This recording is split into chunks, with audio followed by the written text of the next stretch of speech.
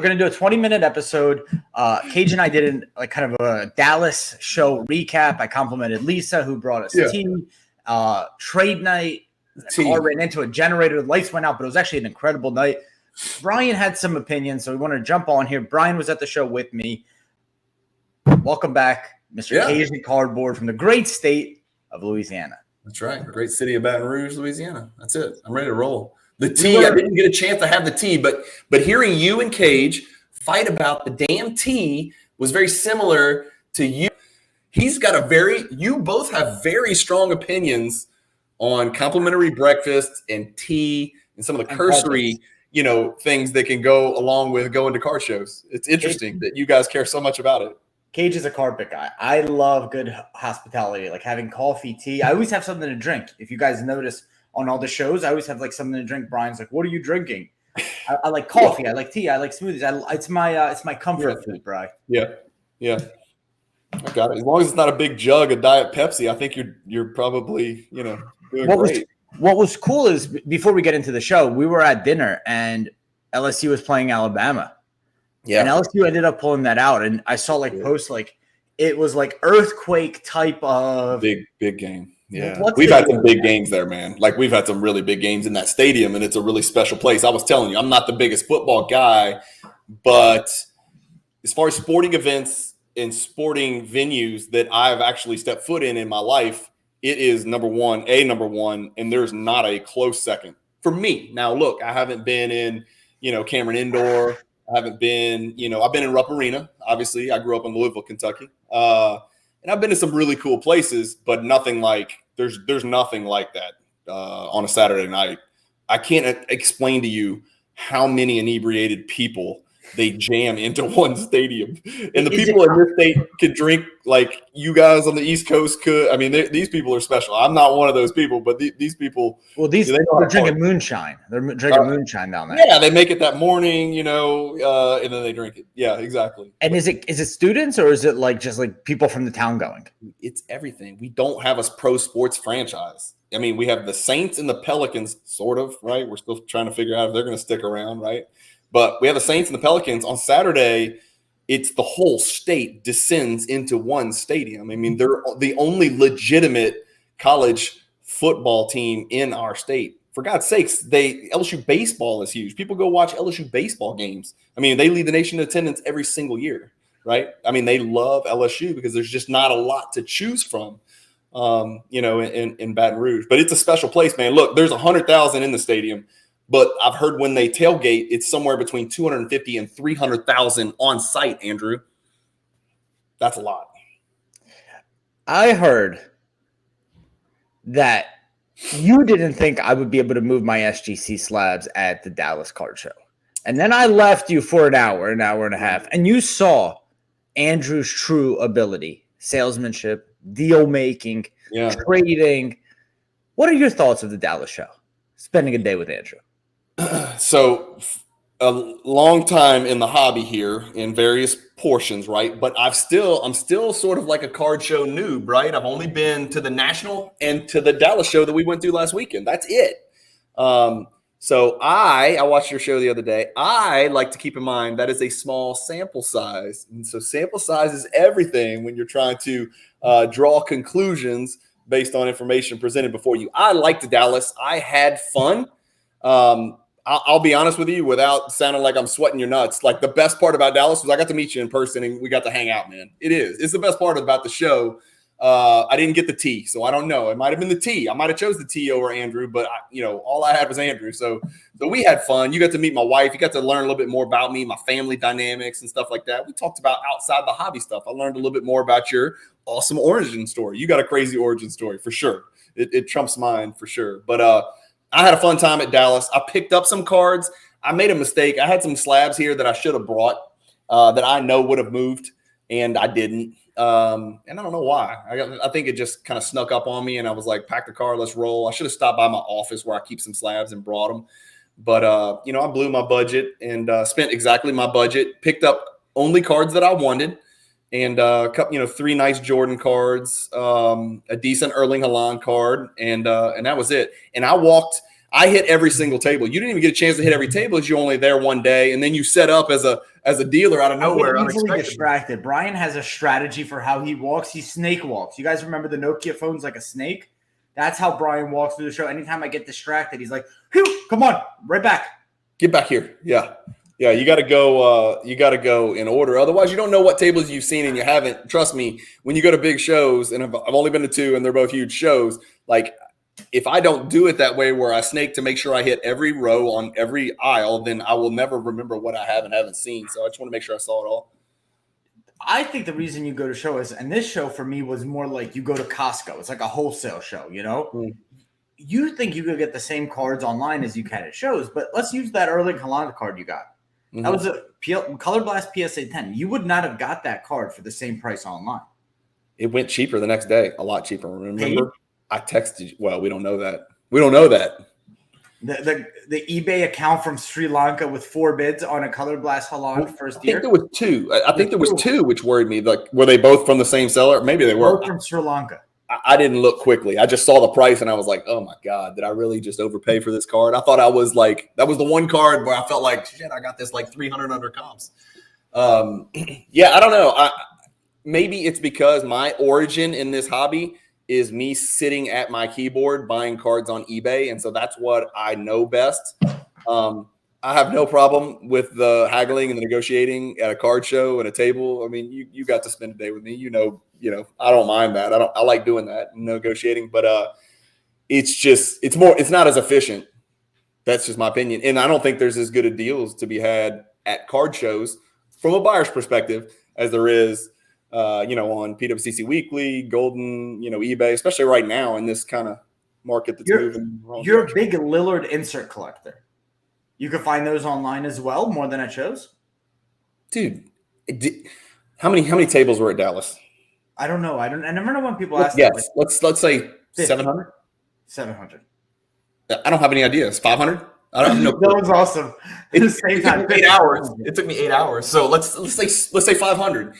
If I asked again, I'm skipping vintage tables. I'm skipping baseball and football only tables. Okay. If every single person that had basketball, hey, you got any high-end Lillards? You got any short print Lillards? 99 out of 100 said no. One guy had an RPA. One guy had a National Treasures regular rookie card, number to 10, actually, but it was no patch, no autograph. But it's like a fruitless endeavor. Whereas if I go over here and I search Damian Lillard, gold prism /10, 75 options, 100 options. It's just it's not as efficient. It's fun. It's fun. I got to see you. I got to see Rodman. I got to see tons of people that came up and said, "Hey man, I love the channel." And I was with you, and people said, "Man, you and Cage are awesome. Who the hell is this guy with you?" This is not Cage. Who is this guy? What's going on? This isn't where I parked my car. You went to a Mavs game too. I did. That was awesome. Yeah, and I actually saw Luka the week before play the Pelicans. So he played much better in this game at American Airlines. American Airlines, a really cool arena too. Really cool. Yeah, it's fun. Easy in and out too. Real easy, like transit in and out. No traffic, no waiting. Small stadium atmosphere, American Airlines Arena, compared to, Smoothie King Center in New Orleans, at least. Those are my 2 NBA, those are the only 2 I've been in. So. Hawks Arena, I mentioned to you, is just as small. How come you don't, after leaving the stadium, you said Luka's a deity there? That's a quote unquote from Stephen Cardboard. Why don't you have a big Luka card? I sold at the peak. Now's not the time to get back in. His Luka Prism Blue is down from $80K, just sold it weekly for $20,400. I'm not buying an ultra modern card of anybody. Period. I just told somebody that the other day on Instagram. They were asking me. You just bought Haaland. Yeah, I know. That's soccer. It's different. That's for fun too. Yeah. There's just the print runs. I'll buy some Lillards because that's for fun. That's not for investment purposes. I got a couple of Lillard. I've got a couple of Doncic, rookie cards. I've got some decent cards, no 5-figure cards really, but I got out of it, man. I got out of it. I didn't time the peak perfectly, but I did really well on Doncic, and I think he's historically special. Like, I'm the guy. Everybody's gonna be like, "You're an idiot. He's only played 2 years." I think he could be a top 10 player that ever lived. That's what I see when I see him. Can you see yourself getting into game used memorabilia, or that's not your thing? Like jerseys and shoes, 0 chance. Why? This is not what I do. I love cards. I don't know it. It would require a massive, massive time investment to understand it. I've got to figure out somewhere to put that shit. That's the problem. You know, if I didn't have the PWCC vault, I don't know if I'd love cards that much because I'd have to have all these things, man. Where am I going to put all these cards? You could vault the jerseys, but let's do this. Oh, you can? I didn't know that. You can throw jerseys in there? In the vault, yeah. I had no idea. Okay, I've never bought a jersey.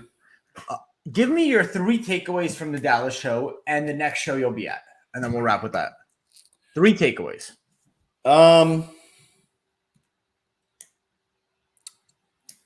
Could be on the buying side. It could be on the selling side when we set up the deal. Yeah. We did half a day. Well, my one takeaway is that cards are overpriced. People are priced with, 30, 60, 90 days ago prices, and the market's moving, generally speaking, in the wrong direction really quickly, and dealers not keeping up. So I personally, there was numerous cards that I looked at where I would have been like, I'm very interested in that card, but I saw the sticker that they had on there, or I asked, hey, what are you looking for? And the number wasn't just 10% over comps to where I thought, oh, we might be able to get something done here.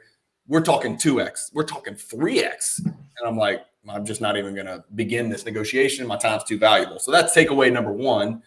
Takeaway number 2 is, God, they printed a lot of Prism and Mosaic basketball in the last 2 years. God, I saw so many PSA 10 base Mosaic and base Prism, and then, retail unserial numbered colors of Mosaic and Prism and Optic. It was almost like when I saw one of those tables, I was like, oh, it's one of those tables. And I just kept walking because I'm not buying it. I'm not doing it. So that's takeaway number 2. Prism, Mosaic, Optic. What's that? Prism, Mosaic, and Optic were the 3. Prism, Select, Mosaic, Optic. Yeah, man. Did you notice that too? Like just ad nauseum. I mean, Mosaic specifically. Mosaic specifically, for some reason, it sticks out. There's so much of it. Yeah. And then my third takeaway was, because I was dabbling a little bit, talking, through maybe some 2014 World Cup Prism and stuff like that. There's a lot of soccer there, and Dallas is a soccer hub. You know that as a soccer player. North Dallas, North Texas, you get some talent there. You got a big interest in soccer. A lot of the U.S. men's national team players, come from FC Dallas and from North Texas. So I saw a ton of soccer. I was really impressed with that. So those are probably my 3 takeaways. The next show I am going to probably get in the car and bring some buddies from Baton Rouge and drive to, I got to meet Prism God, nice guy, super nice guy. I'd never met him. And drive up to Atlanta, go to that show. Culture Collision in January. Yeah, late January. And that's like halfway between me and you. So you might be able to make that drive. I don't know. If you're in, you'll count me in. Guys, go get your tickets. I think tables are still available. If you guys are basketball players, there's a 3-on-3 tournament that they do right there on the show floor, kind of on the side. So people are going to be watching, they're going to be cheering you on. So that's still available. Go check it out. Culture Collision, and follow Prism God. My one takeaway is this. Prices are one thing. Demand is a second. Yeah. Prices are dropping, but demand is increasing. There are kids, there's people, they're willing to stay up till 3 a.m. They love cards. They love sports. It reminds me a little bit of what frat life would look like. And don't take this in a bad way, people. Don't do this whole thing. It's like what frat and sorority Greek life would look like after school. That's what trade nights are. It's people sitting in groups, going table to table, meeting each other, having fun, talking, staying up until 3, 4, 5 a.m. Because they love sports, they love cards, they love this industry. So even though prices might be decreasing, I believe that demand is increasing, especially for people the age of 18 to 30. That age group is strong. Yeah, I agree. I'd even up it to maybe late 30s. Yeah, 33. 18 to late 30s was a lot of people in Dallas. And Dallas is very different. The demographic in Dallas is very different than Atlantic City for sure. Much less vintage people walking the floor as well. If you had to guess, 100% being everybody that walked through the Dallas show, what percentage, break it down, collector and investor? Like clear investor types. 95 investor. 95% investor. Agreed. That doesn't worry you. It does, but I don't pretend to know it all either. I have here's how I'm a big scientific method guy. I'm like observation, hypothesis, test, and then change my hypothesis, or it's like it's proven accurate. It might be bad, but it's also good because they bring liquidity. They're willing to travel. They're young. They always have cash. So there are benefits, and because collectors, they might not be as active, right? I welcome all types in the hobby. I really do. Ignorant, educated, investor, collector, 7-figure dudes, mosaic base PSA 9 dudes. I love it, man. I think to have a healthy hobby, you got to have all sorts and make sure that all sorts feel welcome. That's why I don't think anybody's ever heard me disparage investors or collectors, because I consider myself almost smack dab right in the middle. That's just kind of where I sit on the fence. If it was up to me, I think what would help the hobby or shows the most is mini stimulus packages. So whether that's from the show giving, dealers a certain card that's specific to the show that they could sell, whether that's Beckett offering, a free grading. If you submit 5 cards at the show, a 6th one's free, whether Something that's like that, PWCC cutting buyer's premium from 20 to 5, whatever it is, whether that's PWCC saying, hey, you've spent this much in buyer's premium, here's eBay bucks or PWCC bucks. I think it's only these big businesses that have benefited, whether that's shows, grading companies, auction houses, to manufacturers, to do these little stimulus packages locally where they set up to stimulate the buying at shows. I think I really believe that's a great idea, man. You make some great points right there. Really good ideas. I love it. You always think outside the box. That idea of PWCC or Golden saying, hey, if you submit X number of cards or X value of cards and you hit this threshold, chop your buyer's premium in half. That's a way to incentivize it, instead of getting emails from those companies saying, hey, buy this card, or hey, did you know you can move this card over real easy with a click of a button? That's what's happening right now. Which is, I've already bought when the market was good, guys. I've supported your business. I've poured money in. You've been able to pay overhead and employees. Now it's a time where maybe we're a little bit more tight. Help us out, right? Because we're going to bring that money right back in. So there's ways to do it too. There's ways. Your Luca Blue numbered to 199 Prism rookie card PSA 10, worth more or less 1 year from now? Worth more 10 years from now. And I figured out why, because I was so confused about that card. I didn't ask you about 10 years. I'm asking you 1 year. I think Luca might win MVP this year. I do too, but is it going to be worth more? 1 year from now is going to be a weird economic climate. That's my only worry. Like, you mean it's going to be the same economic climate that we're in right now? I think the day after the 2024 election, and this isn't my words, this is Patrick Bet-David's, is going to be the greatest gain in Dow history. And I understand why it makes sense, because markets don't like uncertainty. And right now we have a tremendous amount of uncertainty. Tremendous amount. Yep. And that it's really hard to do anything, both from a business, investor, person. We're paralyzed by fear. You don't think, I'm not, freaking Elon Musk or Donald Trump here, but like when, my net worth is half of what it was 18 months ago. My net worth is literally half, and I'm pretty damn diversified, right, compared to most people. I didn't have all my money in crypto, I didn't have all my money in, Amazon, or what was the movie theater stock, or Blockbuster, or whatever. GME, AMC. Yeah, AMC. Yeah, I don't have my money in that crap. I'm pretty diversified. I'm an old guy with a lot of mouths to feed, man. So I've got my 401k. I got my stocks. I got my common stocks. I got a little pinch of crypto because I had FOMO. And I've got a lot of money in cards, but a lot of different kinds of cards, and a lot of very risk averse, Jordan 90s, 86 Fleer type cards as well. I got destroyed the last 18 months. Everybody has to have, right? I mean, there are little ways and pockets where you can make money here and there, but overall, if you were diversified, then you got your diversified ass handed to you for 18 months. Your margin of error is a lot smaller. You're like, if you hit on Jalen Hurts, okay, good, but like there's 99 misses, Right. Yeah. And well, what if you put half your money in Jalen Hurts and half your money in Trey Lance, did you win? I don't know. That's another episode. We'll be going to more shows, doing more stuff. Luca Nation, record listens. Thank you all. If you're listening to this, I'm going on AIH's live stream tonight. So if you're listening and you want to join AIH? What is that? He's an awesome thinker in the hobby. What's it stand for? I don't know.